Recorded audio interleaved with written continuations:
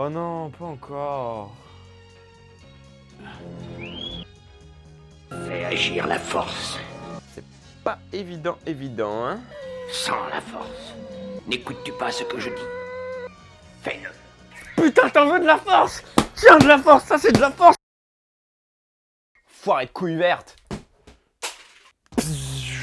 Welcome tout le monde et bienvenue dans Fucking Movie. Et cette fois-ci, on s'attaque à Star Wars 5, l'Empire contre-attaque. Star Wars épisode 5, l'Empire contre-attaque est sorti en 1980. À cette époque, j'étais tout en flagelle.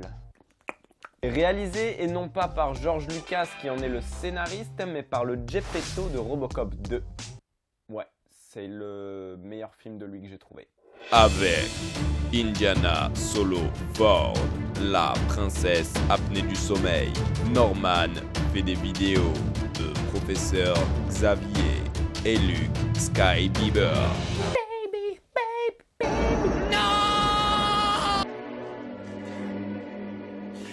Oh bah il boude la petite tapette. Star Wars en chiffres, c'est le deuxième épisode de la saga, mais le cinquième dans l'ordre de l'histoire.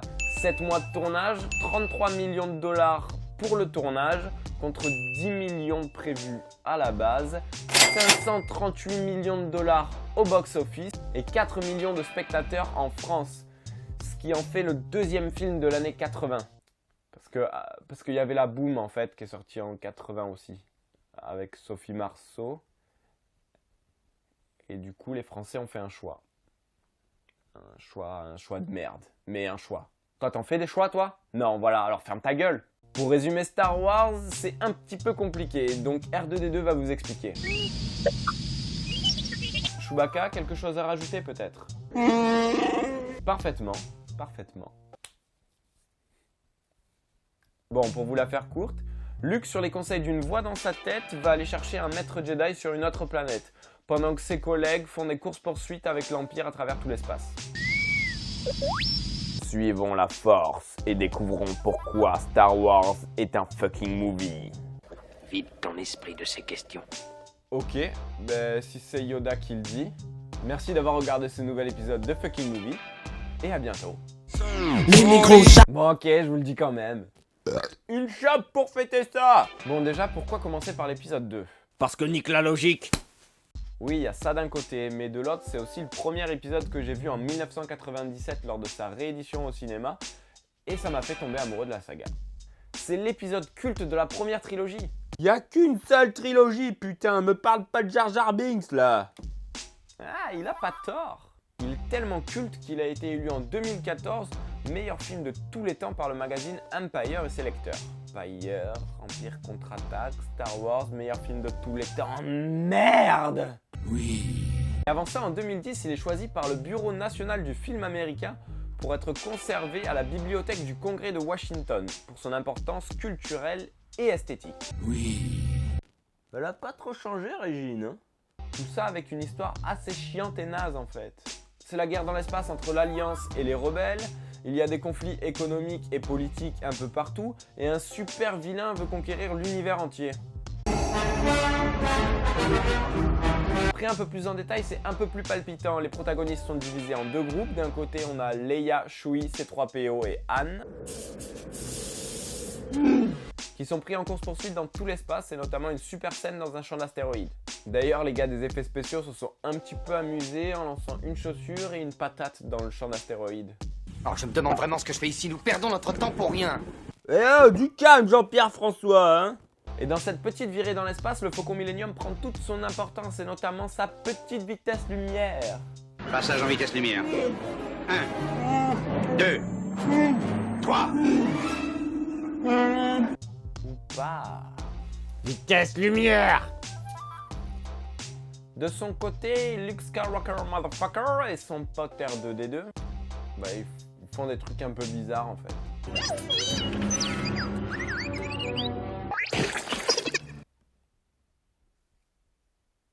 Plus sérieusement, ils sont partis sur Dagobah afin que Luke y suive son apprentissage Jedi auprès du grand maître Yoda. Et oui, c'est le premier épisode où le maître Yoda apparaît et il va devenir l'emblème de toute la saga. Et pour une première apparition, il a fait fort, très fort. Il est badass et stylé. R2. Ou alors c'est juste un vieux sénile qui s'énerve pour rien. Et oui, le premier fight de Yoda, c'est contre R2-D2. Comme une vieille folle qui s'éclate à la première des soldes à Kiabi. Bien sûr que tu lui as mis sa branlée, mec. Bon, même si sa première apparition est un peu naze, il a prodigué un entraînement de fou à Luke Skywalker. Cet entraînement l'a forgé et l'a rendu super fort afin de tordre tous les salauds de l'Empire. En théorie.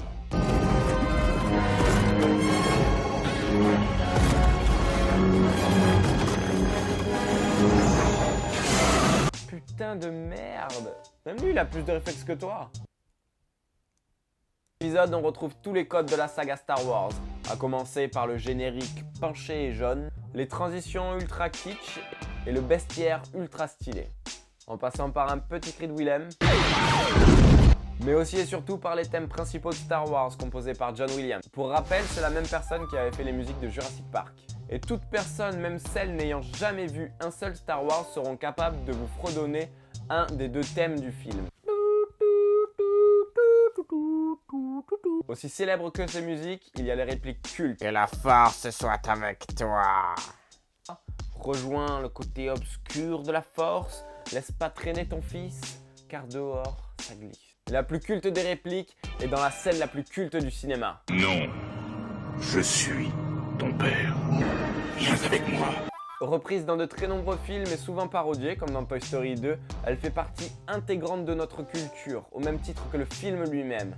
Sans celle-là, le film n'aurait pas été le même. Luke, il n'y a plus de papier.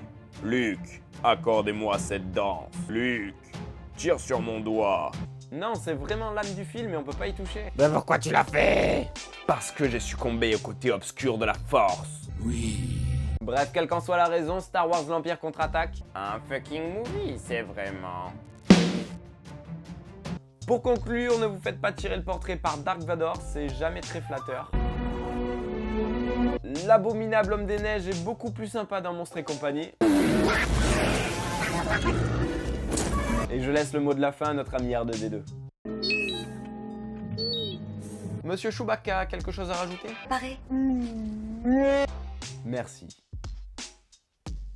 Merci à tous d'avoir regardé ce nouvel épisode de Fucking Movie, j'espère qu'il vous a plu. Si c'est le cas, n'hésitez pas à le partager, à le commenter, à le liker et surtout à vous abonner à la chaîne. A bientôt sur la toile pour de la toile et n'oubliez pas qu'un fucking movie ne l'est pas pour tout le monde. Du coup on s'en bat les couilles. Parce que plus le temps traque, plus le temps c'est pas les sous. Nous il ne frappe pas si on s'en bat les couilles. Je te dis on s'en bat les couilles, les gros. Rejoignez le côté obscur, mes enfants. Comment ça, non?